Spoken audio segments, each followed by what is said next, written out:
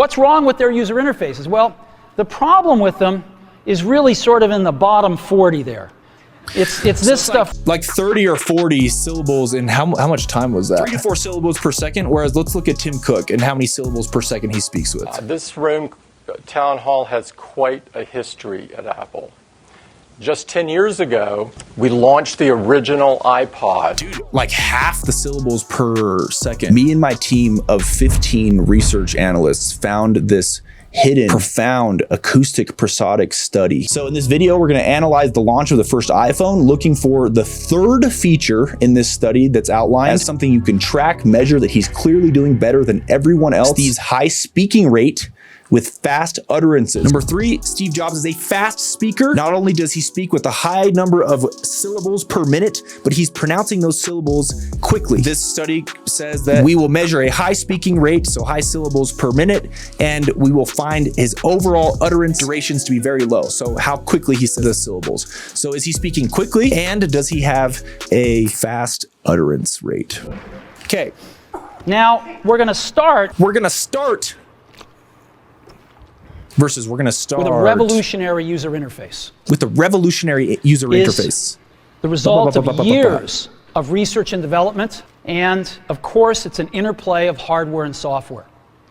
Now, why do we need a revolutionary user interface? I mean, here's 4 smartphones, right? Motorola Q, the BlackBerry, Palm Treo, Nokia E. Motorola Q, BlackBerry, Palm Trail. So like, yeah, I mean, high number of syllables per minute, clearly. Let's count how many syllables. 62, the usual suspects. And what's wrong with their user interfaces? Well, the problem with them is really sort of in the bottom 40 there. It's this stuff. Like 30 or 40 syllables in how much time was that? 3 to 4 syllables per second, whereas let's look at Tim Cook and how many syllables per second he speaks with. This room town hall has quite a history at Apple.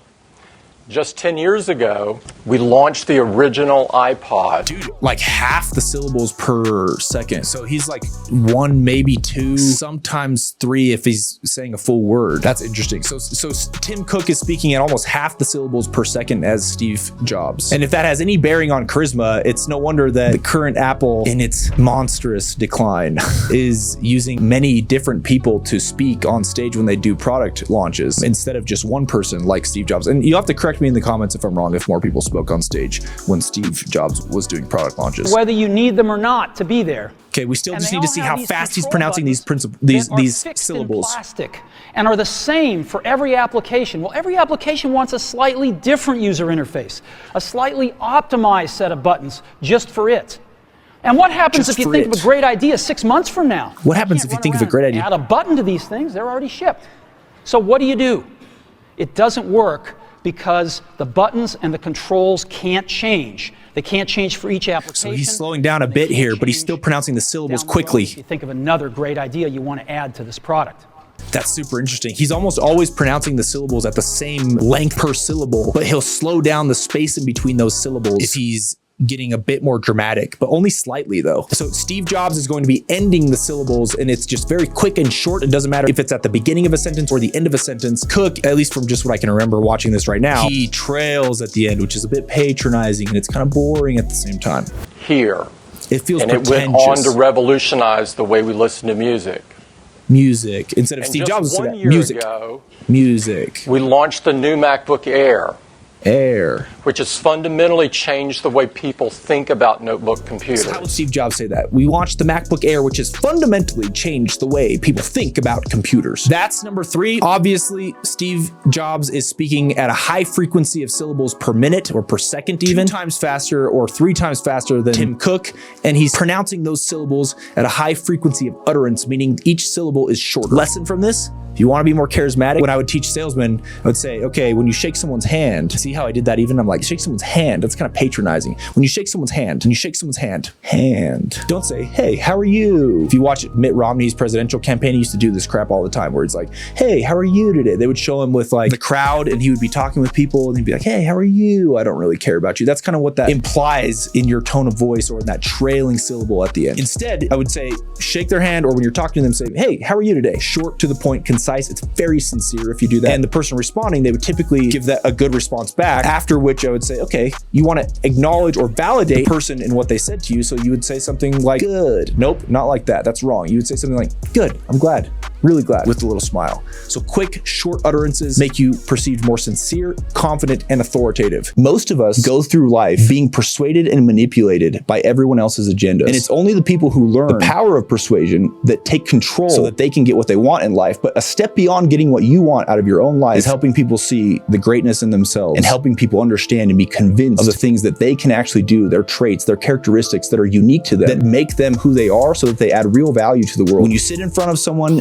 and you've got someone in need in your life and you can help them see unmet potential of who they are, help them find a path to become who they were destined to become, or who their gifts, talents, and traits, the optimal version of the usefulness of all of those things combined. Yeah, that's just a really cool experience. And I think that that's the ultimate epitome, highest version of persuasion and influence, is helping people see the potential in themselves and get what they want out of life. If you have good intentions for people that you love, learning how to be persuasive and influential without being manipulative for your own selfish means is extremely important. It's a fine line, but it's extremely important. Bjorn listens to me deliberate over this every day, how I just don't want to teach people how to manipulate, because you can use this stuff to manipulate people. You totally can. But what you should do is use it to help people for good. My name's Hayden Schaap. I've been working in sales for 12 years obsessively. I've watched probably, we calculated about, very conservatively, 104,000 sales pitches that I've analyzed in detail. We think maybe it was upwards of 200,000, but just to be very safe, about 100,000 sales pitches. I just know in my head what actually works to move the needle in helping people make decisions. This study, though, proves that the things that we know you can operationalize are true, and it actually helps us measure them in a way you can easily see and apply to your own personality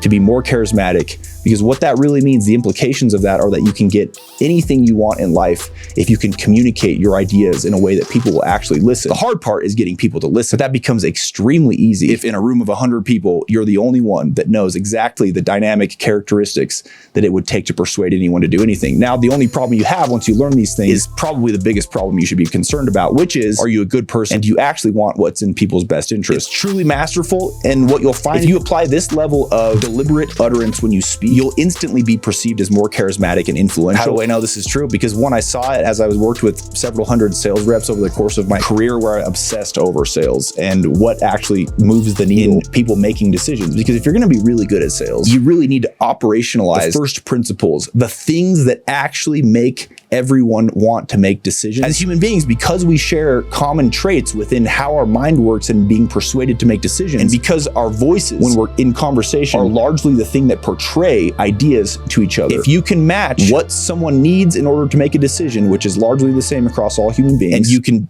take someone on the other side of the conversation, the sales rep or the influencer, the persuader, you can help them understand the key characteristics of someone's voice that is more compelling to listen to, that becomes perceived as more persuasive. Then you can operationalize persuasion and influence within, which is what you honestly should do within a sales program if you want to make people highly persuasive at scale. Otherwise, you're just kind of basing it off of luck and what you think you do well, which is largely incorrect, I've found. Let me know what you guys think. If you like this stuff, click the like button for me, please. If you don't like it, it doesn't matter what you do.